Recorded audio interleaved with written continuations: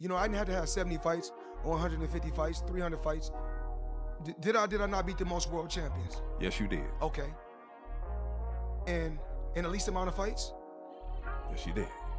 Who got the highest gate? Floyd Mayweather. Who made the most money? You did. Who was the most accurate fighter of all time? You were. So it's basically saying that The greatest of all time. After shocking the world with his victory over Canelo Alvarez, Terence "Bud" Crawford fired a bold message at Floyd Mayweather, declaring he would outshine Floyd's legacy, not his record or his money, but his legacy itself. And knowing Mayweather, he wasn't about to let that slide, quickly firing back with sharp interviews where he downplayed Crawford's win and reminded everyone of his perfect 50-0 record and why he still calls himself the best ever.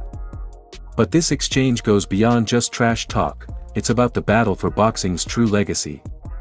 Crawford may hold the pound-for-pound crown right now, yet Mayweather stands with an untouchable record, unmatched pay-per-views, and global fame, setting the stage for the first time where their legacies are colliding head-on. Who you think's better out of those two?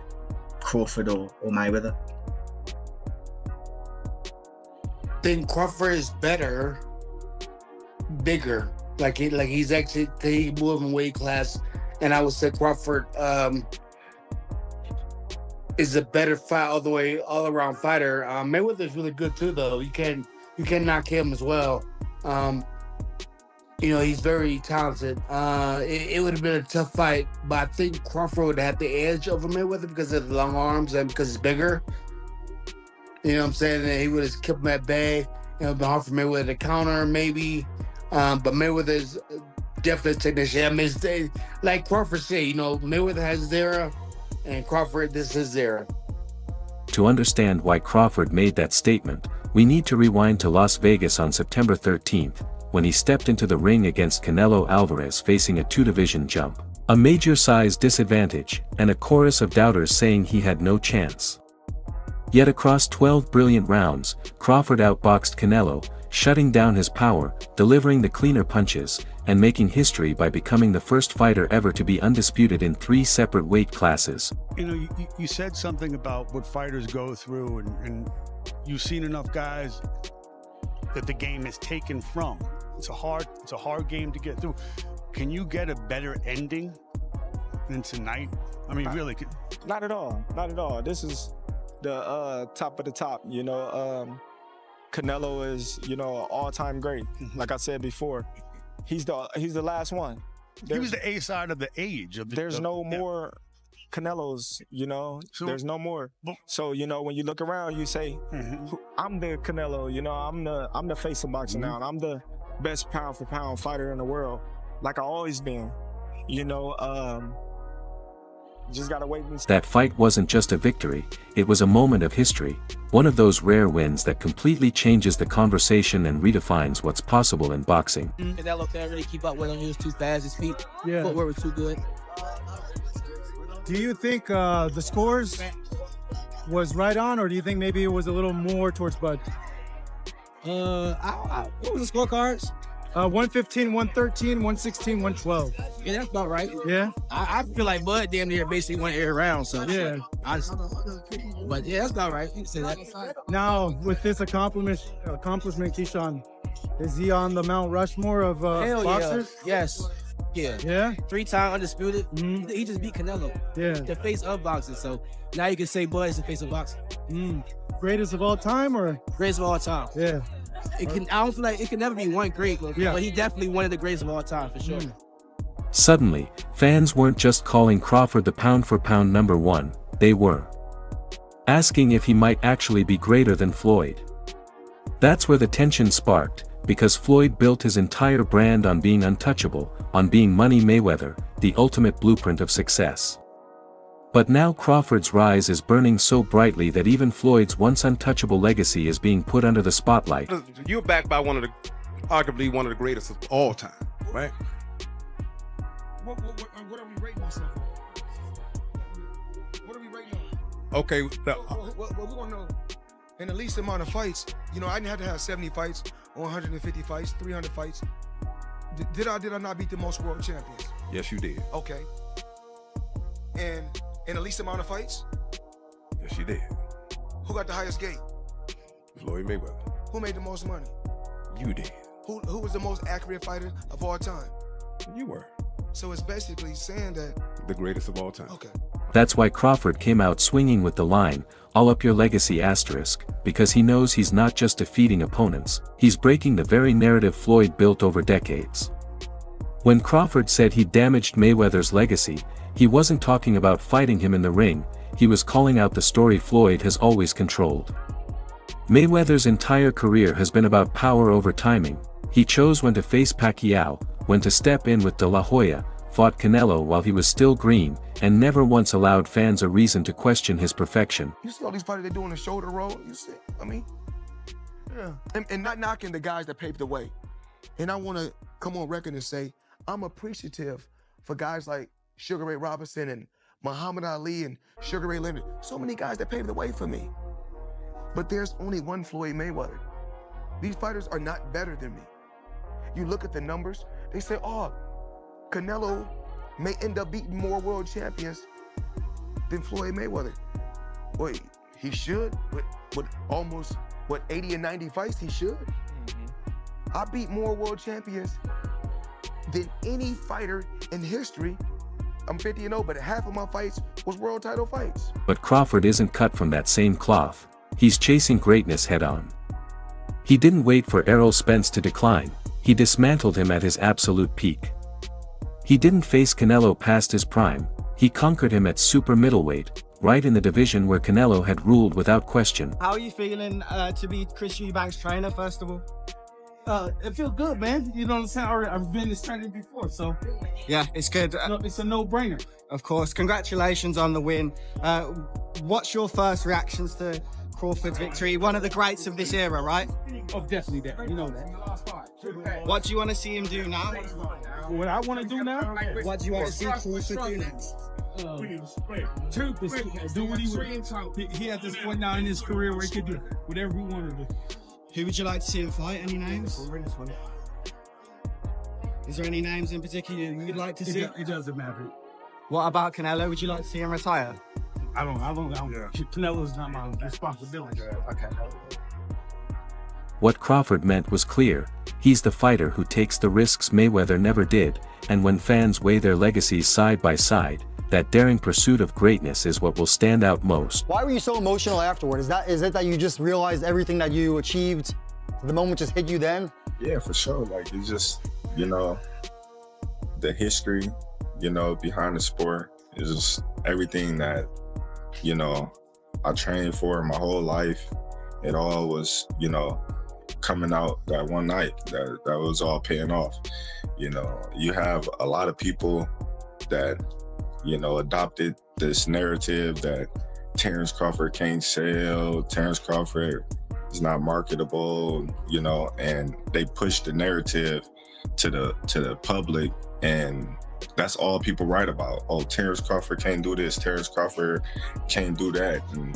But anyone in Terence Crawford fights, you see a sold out crowd, but they wasn't talking about that. They was talking about how, marketable I'm not, and that kind of was hurting my career because, a lot of people was looking at me and said, oh yeah, they said he's not marketable. Oh, they said he's not, don't have a personality, things like that, because I didn't want to do things their way. I didn't want to put on a show. I didn't want to disrespect my opponents when they wasn't disrespecting me. Right. I wasn't, I'm not a guy that, wear jewelry for no reason. Just the things that I didn't want to do that they wanted me to do. They go out there and say, oh, well, they lost money on me. It's just crazy though to see me headline, not one of the largest attending fight in American history. In American history. For Crawford, legacy isn't just about staying undefeated. It's about who you fought, when you fought them, and how you proved yourself in those moments. That's why he believes he can threaten Floyd's throne. But of course, Floyd wasn't going to stay silent. In true Money Mayweather style, he downplayed Crawford's win, claiming Canelo wasn't that great, that Bud's resume doesn't stack up to his, and that a couple of big victories don't make you the best ever. He pointed back to his perfect 50-0 record, the richest paydays in boxing history, and the fact that no one ever solved his style in the ring. To Floyd, Crawford isn't rewriting history, he's just standing on the foundation Floyd built. But Floyd picked and chose when he fought guys, especially once he left lightweight. He wiped out the junior lights, bring him. Lightweight, he jumps up to Jose Luis Castillo first thing. A lot of people think he lost the first fight, then he won the rematch. But once he left lightweight, he was careful about when he fought guys. So even though his resume is deeper with names, people remember, yeah, but he didn't want it with certain dudes at certain times. Crawford, we all witnessed, even though the resume is thin in certain ways, he wanted it with everyone the whole time. Oh, yes. That makes a difference to people. But here's the truth. The debate is real. Floyd's legacy is built on perfection. 50-0. Never knocked down. Wins over legends. The pay-per-view king. He turned boxing into a billion-dollar empire.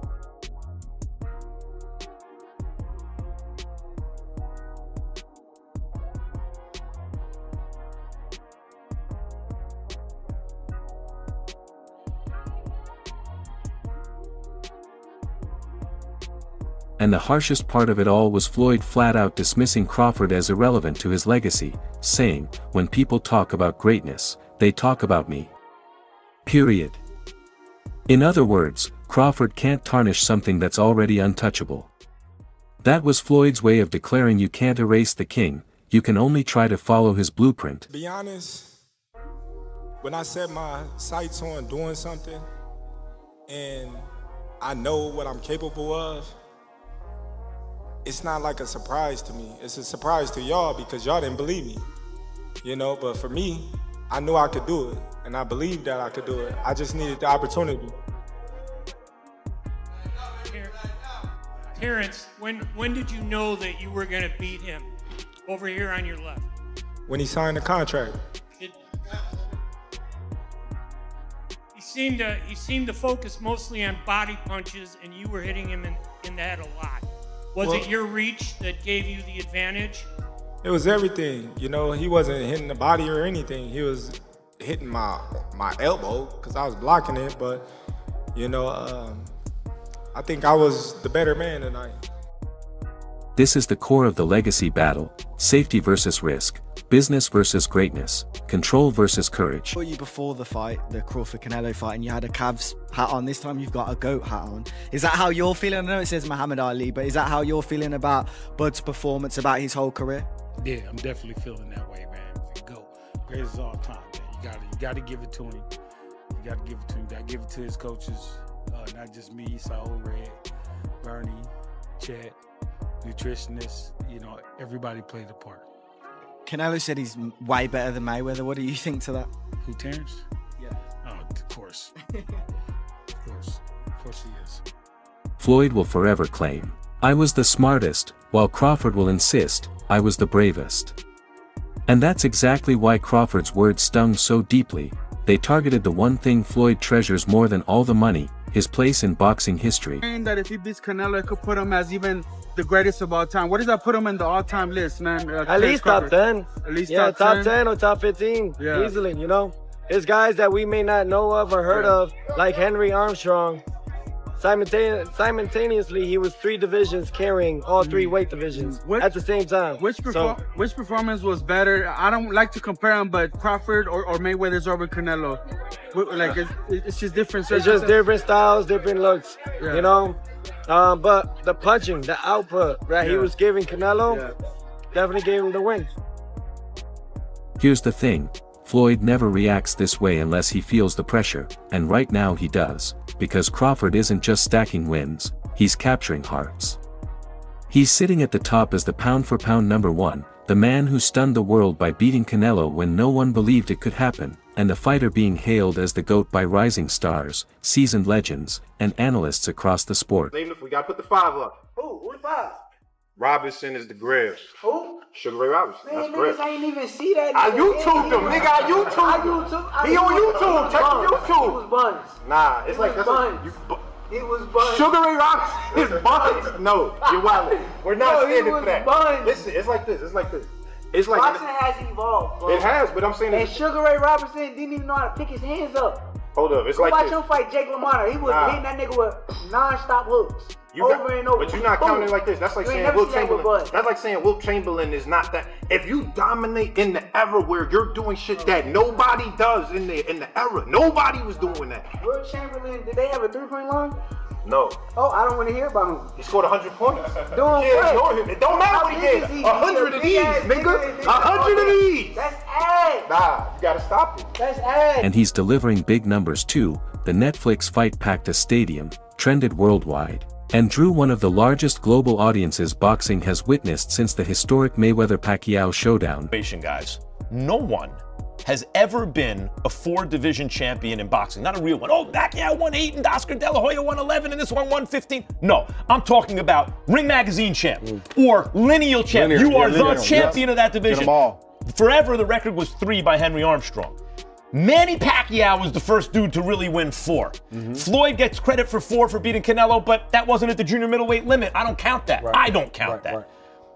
Terence Crawford just joined Manny Pacquiao as the only legit 4-division champion in the history of boxing. And he did it by jumping middle. He came lightweight, junior welter, then he won a belt at junior middle, not the whole championship, and then skipped middle to fight Canelo Alvarez for the undisputed, for the Ring Magazine super middleweight championship of the world, and left no doubts, including with Canelo, who was all class after the fight but knew what had just happened. That's the real reason Floyd fires back, not because Crawford insulted him, but because Crawford is stepping into his lane. The pound-for-pound crown. It's Crawford's. The pay-per-view headlines. Crawford's. The spotlight. All Crawford's. And for the first time since Floyd retired, the question isn't, what would Mayweather do, but, is Crawford greater?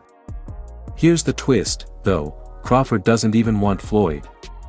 He's always shown respect, calling Mayweather one of the greats, even training alongside him and admitting Floyd influenced his career. He's never chased a fight with him or sought his approval. That's why this feels different. Crawford's words weren't about clout or angling for a payday, they were his truth, that risk, courage, and achievement outweigh carefully protected perfection. He knows fighting a 48-year-old, retired Floyd would add nothing to his resume, proving absolutely nothing. That's why Crawford shrugs at the idea, confident that his legacy is already sealed, and right now, the boxing world can't get enough of it. Into a rhythm. Terence never allowed Canelo to get anything going, and I didn't think he could do it for 12 rounds. I thought that the first 3 or 4 rounds were going to be difficult for Canelo for that reason, but Terence was able to do it for 12 rounds, and in the later part of the fight, he kind of pushed the fight more than I think people expected, which is the mark of a superstar, man. Some legends are backing Floyd, insisting records and paydays speak louder than anything else, arguing that 50-0 is untouchable and that no one will ever replicate his total control over the sport. But plenty of others are siding with Crawford, calling him the fighter who dared to do what Floyd never did, move up in weight, take risks, and face anyone at any time. To them, he's the pound-for-pound king, the true GOAT of this era. Even analysts like Max Kellerman have weighed in, saying Crawford's fearlessness and willingness to fight anyone put him above Floyd in certain respects. It's a bold claim, and one Floyd refuses to let go unchallenged. Like Canelo, this guy can do, he can pick and choose who he want to fight. And I'm gonna tell y'all the truth about Canelo. Easy, man. Cakewalk, easy. Y'all sitting up here, y'all praising this dude. This dude was nothing. I was almost 40 years old when I cooked this dude. Easy. Right now, I think Crawford is a little better than Mayweather, but Canelo have more experience. So now, instead of the talk being all about Crawford versus Canelo, the boxing world is buzzing about Crawford versus Mayweather's legacy, and in many ways, that's an even harsher battle. So where does it go from here? Floyd will keep talking, downplaying Crawford's resume, pointing to his flawless 50-0 record, and pushing the narrative that he's untouchable. He might even stir up talk of an exhibition just to keep his name in the spotlight. Crawford, on the other hand, doesn't need to clap back, his achievements speak for themselves. He just beat Canelo Alvarez. He just made history at 38. He's already being hailed as the pound-for-pound king. But don't think this story is fading away, because the moment Crawford made that comment, he sparked a fire inside Floyd Mayweather, and history shows Floyd never lets a fire burn without trying to control the smoke. Generational wealth. Even like when my children, all 4 of my children are adults. And I told them, no more handouts. Because I feel like I'm hurting my children just by, I give them money, they go shopping, they put gas in their car, they party, they come back, I need money. I give them money, I buy them houses, I buy them cars. Told them, listen, if you guys go to school or you work in one of my businesses, then you can branch off, get your own business, and I'll put the money up to help you start a business, but I need you guys to take what I've already started and triple and double that, and then I need my grandchildren to come behind you guys and do. So there you have it. Terence Crawford told Floyd Mayweather, "I'll up your legacy, asterisk," and Floyd came back swinging with a harsh response, brushing off Crawford's win, flashing his 50-0 record, and insisting his throne can't be touched. But the real question remains, whose legacy shines brighter, Floyd's flawless perfection or Crawford's fearless, risk-taking greatness? Share your thoughts in the comments, hit that like button, and don't forget to subscribe to Fight Field. I'll see you in the next video.